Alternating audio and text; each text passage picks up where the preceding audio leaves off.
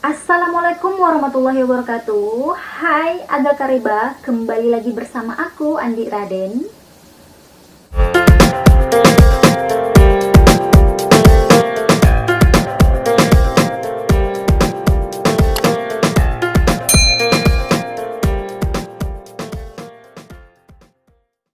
Jadi guys, bagi masyarakat Indonesia, nama Sumanto pastinya bukanlah sesuatu yang asing di telinga. Sumanto adalah seseorang yang dikenal karena kasus kanibalismenya, yaitu memakan daging manusia guys. Sumanto dikenal sebagai kanibal atau pemakan mayat manusia yang berasal dari Purbalingga, Jawa Tengah. Pada awal tahun 2003, namanya dikenal secara luas di Indonesia karena terlibat kasus pencurian mayat dan mayat itu dimakan oleh Sumanto. Sumanto mengaku telah memakan 3 orang di tempat yang berbeda guys. Jadi di Lampung dan di Purbalingga.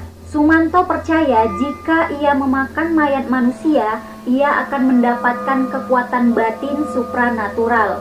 Kepercayaan Sumanto ini didasarkan pada kepercayaan mistis lokal dan para pakar berpendapat bahwa Sumanto ini mengidap penyakit jiwa. Ia dihukum pidana selama 5 tahun, tetapi dibebaskan pada tanggal 24 Oktober 2006, yaitu bertepatan dengan Hari Idul Fitri. Setelah beberapa kali mendapatkan remisi karena perilaku baiknya di penjara, Sumanto pun bebas dan hanya 3 tahun berada dalam penjara guys. Ia kemudian ditampung di sebuah tempat rehabilitasi di Yayasan An-Nur. Pembina yayasan itu bernama Kiai Haji Supono Mustajab. Yayasan ini berada di Desa Bungkanel, Kecamatan Karanganyar, Kabupaten Purbalingga.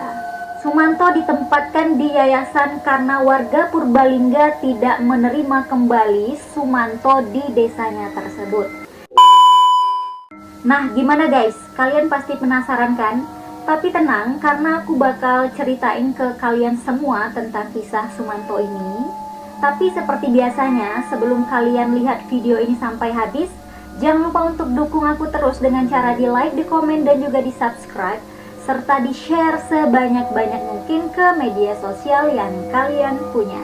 Dan juga jangan lupa untuk aktifkan lonceng notifikasinya yang ada di bawah sini, agar setiap aku upload video baru, kalian akan mendapatkan pemberitahuannya.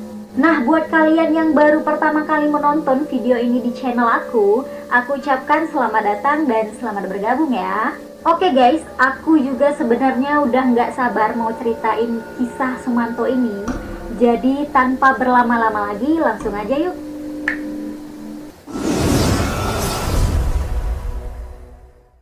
Sumanto dilahirkan pada tanggal 3 Maret tahun 1972 dan ia adalah anak dari pasangan Nuria Dikarta dan Samen. Ia merupakan anak sulung dari 5 bersaudara guys.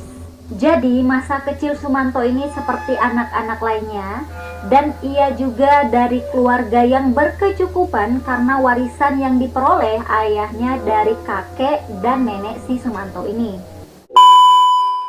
Sumanto menempuh pendidikan dasar di SD Negeri Pelumutan 1 dan ia dipanggil dengan nama Suman oleh teman-temannya guys. Sifatnya sebagai anak Badung mulai terlihat di sekolah dasar, namun ia masih tetap mampu lulus sekolah. Niatnya untuk masuk ke SMP Negeri 1 Kemangkon terhalang karena nilai Eptanas Murni atau NEM-nya yang diraih tidak mencukupi guys. Sumanto pada akhirnya mengulang kelas 6 lagi di SD Negeri Pelumutan 2 dan ia lulus setahun berikutnya. Ia kemudian diterima di SMP pilihannya dan sekolah barunya berjarak 3 km dari rumah dan Sumanto berjalan kaki pulang pergi setiap harinya menuju sekolah. Aktivitasnya sepulang sekolah adalah mengembala kambing dan mencari rumput, serta pada sore harinya ia belajar ilmu agama di masjid yang berada di sekitar rumah Sumanto. Malam harinya ia habiskan dengan menyaksikan layar tancap atau pementasan wayang. Nah, di periode ini ditandai dengan kesulitan ekonomi yang melanda keluarga Sumanto, Masalah ini mau tidak mau mengakibatkan perabotan rumah tangga mereka satu persatu dijual demi memenuhi kebutuhan hidupnya. Saat duduk di bangku kelas 3 SMP, Sumanto putus sekolah karena beberapa alasan tertentu, guys.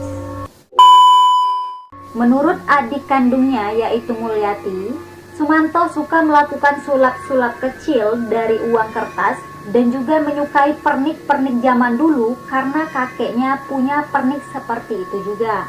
Sumanto juga sempat marah kepada adiknya saat dibawakan makanan, yaitu dia menanyakan kapan tanahnya akan dijual. Sumanto juga selalu meminta uang dan ingin mendapatkan uang dari hasil tanah orang tuanya, guys. Menurut Mulyati, Sumanto memang suka marah-marah gak jelas gitu dan sempat meminta motor, dan juga Sumanto sempat menghancurkan tembok rumah milik adiknya karena rumah yang ditempati Mulyati ini sangat bagus dan Sumanto iri akan hal itu, guys. Serta Sumanto menganggap bahwa rumah yang ditempati Mulyati dibangun dari uang orang tua mereka.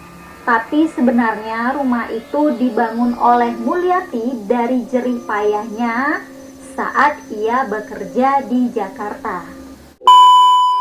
Jadi guys, Sumanto ini memiliki 2 orang mantan istri. Ia bertemu istri pertamanya yaitu Sutrimah saat bekerja di Lampung. Pernikahan ini tergolong singkat karena faktor kekerasan dalam rumah tangga.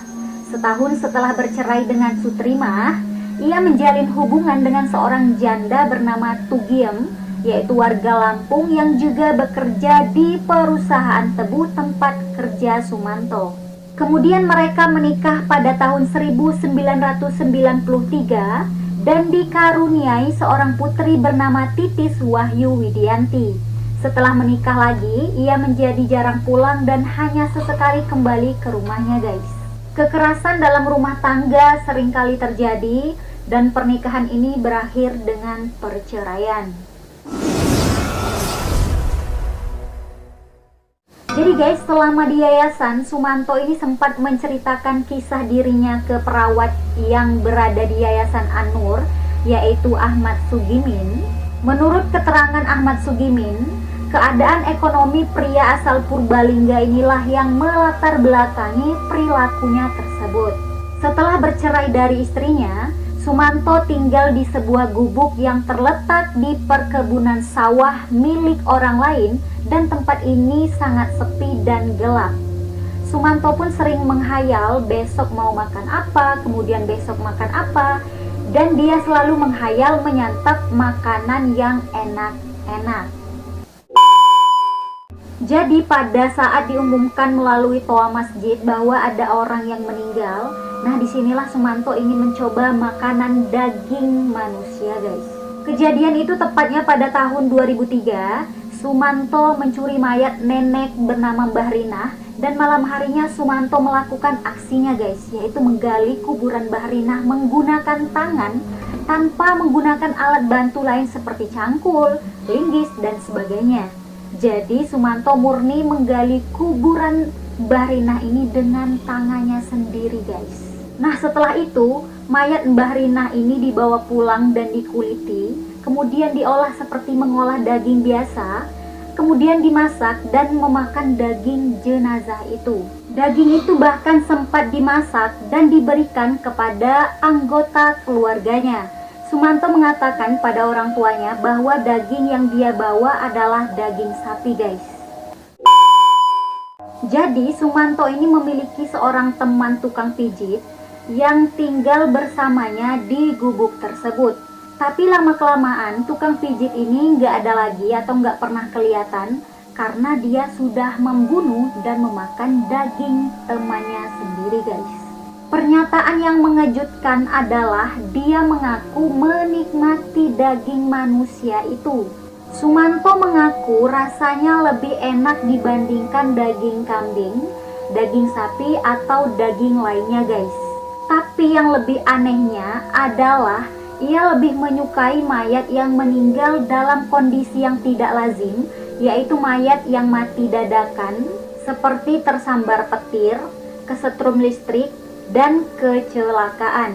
Mayat seperti inilah menjadi menu yang sangat enak disantap menurut si Sumanto ini guys. Nah, pada awalnya warga mengira Sumanto mengalami gangguan jiwa karena memiliki hobi super aneh tersebut. Namun saat diperiksa polisi, dia mengaku melakukan keanehan tersebut karena keinginannya menguasai salah satu ilmu hitam. Dan dia melakukannya atas anjuran sang guru yang bernama Taslim. Gurunya itu mewajibkan dia memakan daging 7 jenazah agar bisa memperoleh ilmu hitam tersebut guys.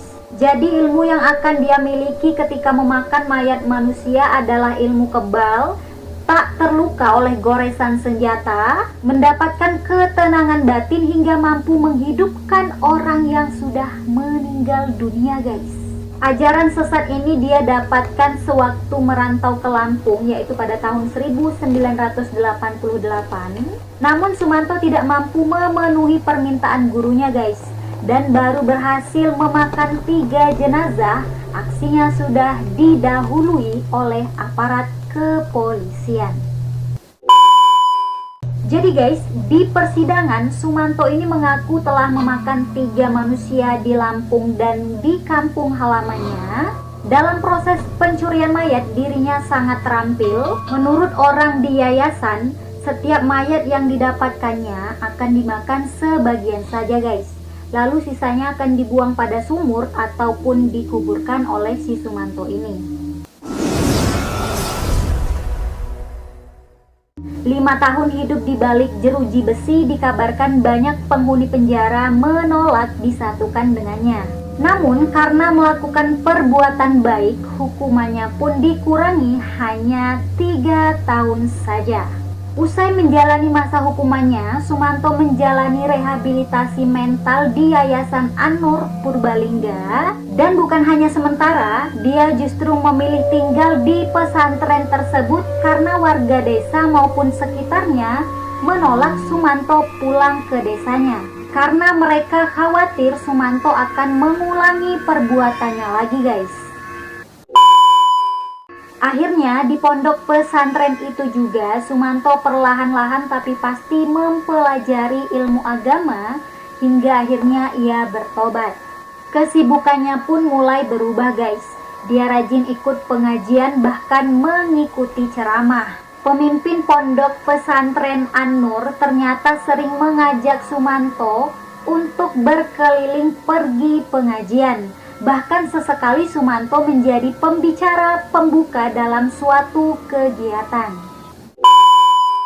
Jadi itulah kegiatan rutin Sumanto sekarang, dan dia pun sudah berubah 180 derajat. Bahkan dalam salah satu pameran seni, Sumanto didaulat sebagai pemukul gong dan pemotong pita sebagai simbol pembukaan. Setelah 15 tahun berlalu, dia berubah menjadi 180 derajat guys. Jadi guys, itulah tadi kisah Sumanto si pemakan daging manusia. Baiklah, aku minta maaf jika ada salah kata dan ucapan. Dan jika kalian tahu informasi tentang Sumanto ini, kalian bisa komen di bawah ya. Jadi kita sama-sama mendapatkan informasi. Dan jangan lupa tetap waspada dan hati-hati dimanapun kalian berada. Sekian dulu video dari aku. Terima kasih banyak sudah menonton video ini sampai habis. Serta jangan lupa untuk dukung aku terus dengan cara di like, di komen, dan juga di subscribe. Dan di share sebanyak-banyak mungkin ke media sosial yang kalian punya. Sampai bertemu di video aku selanjutnya. Bye. Assalamualaikum warahmatullahi wabarakatuh.